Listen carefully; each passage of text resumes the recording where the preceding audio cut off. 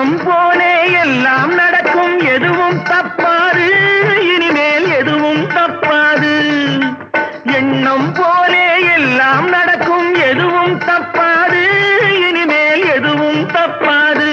இன்னும் என்ன என்ன வேணும் கேளு என்னை இப்போது, நீயும் என்னை இப்போது. காதல் எந்தன் மீதில் என்றால் காதில் இனிக்கிறது.